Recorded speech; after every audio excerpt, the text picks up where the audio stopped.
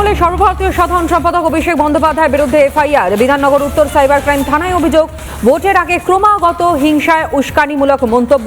অমিত শাহের বিরুদ্ধে মন্তব্য অভিষেক বন্দ্যোপাধ্যায়।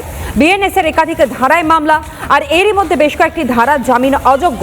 আরও বেশ কিছু ধারা যোগ করার আবেদন। আগামী সপ্তাহে হাইকোর্টে মামলা দায়ের হতে পারে, এমনটাই কিন্তু খবর উঠে আসছে। আরও একবার জানাবো, অভিষেক বন্দ্যোপাধ্যায়ের বিরুদ্ধে এফআইআর।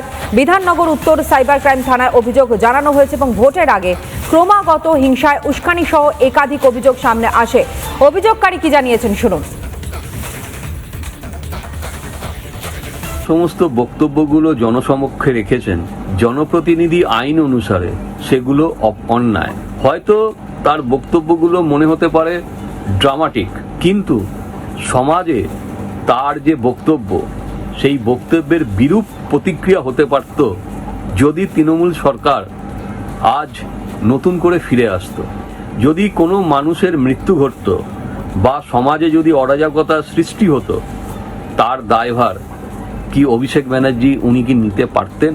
আজকে মাননীয় মুখ্যমন্ত্রী শুভেন্দু অধিকারী তিনি যে মানুষের কাছে জায়গাটা করে দিয়েছেন, মানুষের বলার জায়গাটা যে করে দিয়েছেন, সেইটার উপর ভিত্তি করেই আমি অভিযোগটা করেছি। এবং এই প্ররোচনামূলক কথাগুলো বন্ধ করতে আমার এই অভিযোগ।